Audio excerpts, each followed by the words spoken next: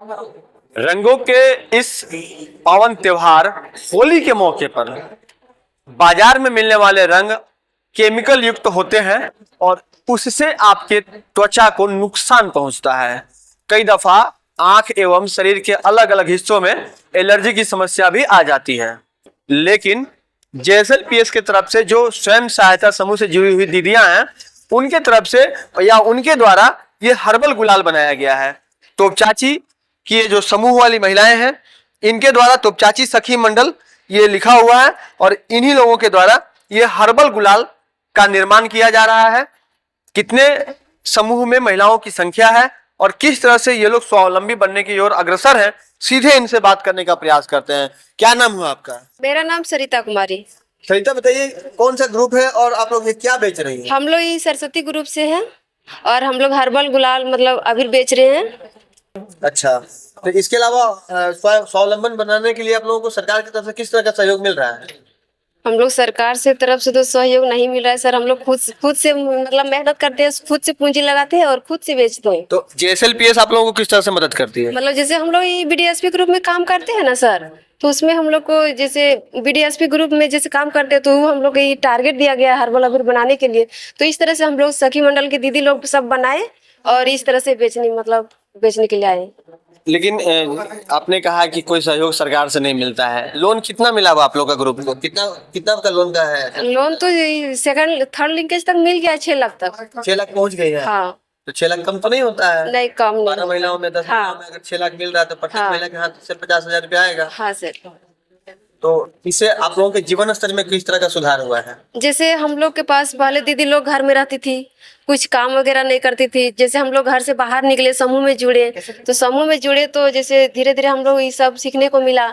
तो इस तरह से जैसे सरकार जैसे लोन दिया हम लोग को समूह के द्वारा, तो उससे हम लोग थोड़ा मतलब जैसे पूंजी उंजी लगा करके और इस तरह से अबीर उबीर बनाए। जैसे मतलब जैसे राखी के समय राखी भी बनवाते हैं, उस तरह से हम लोग अपना दीदी लोग जैसा सीजन वैसा बनाते हैं। आप बताइए क्या नाम हुआ आपका? मेरा नाम सृष्टि कुमारी हुआ।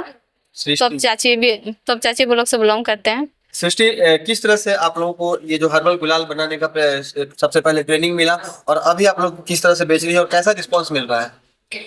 सर हम लोग तो काउंटर के अनुसार हम लोग जिस तरह घर मेहनत करके बनाते हैं और हम लोग अभी डीसी ऑफिस में काउंटर लगा के बेच रहे हैं।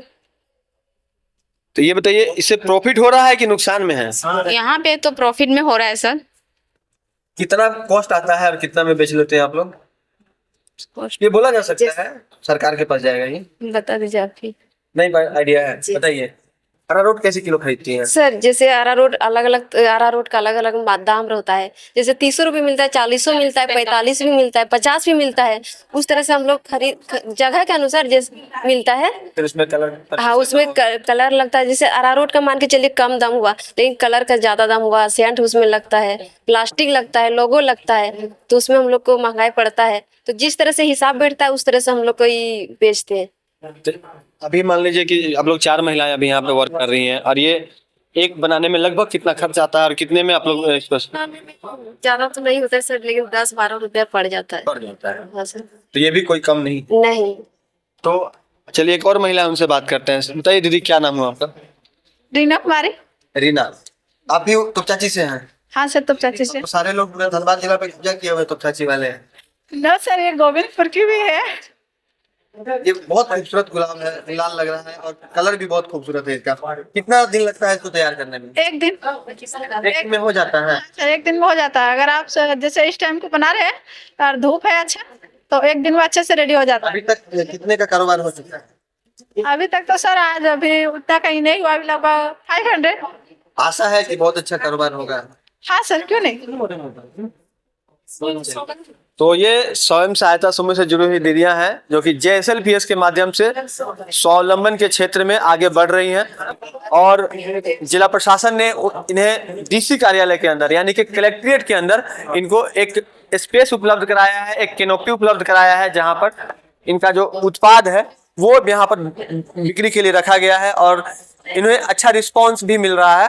तो अगर आप होली के मौके पर केमिकल से बचना चाहते हैं, केमिकल वाले गुलाल से बचना चाहते हैं, तो आप इस तरह के हर्बल गुलाल का ही इस्तेमाल करें और अपने आप को जो केमिकल का जो दुष्प्रभाव है उससे बचाएं, और इससे क्या होगा कि इन्हें भी कुछ आर्थिक सहायता मिलेगी और आप भी केमिकल युक्त रंग से बचे हुए रहेंगे। सहयोगी रोशन के साथ राजकुमार जायसवाल, 11 स्कोप्स, धनबाद।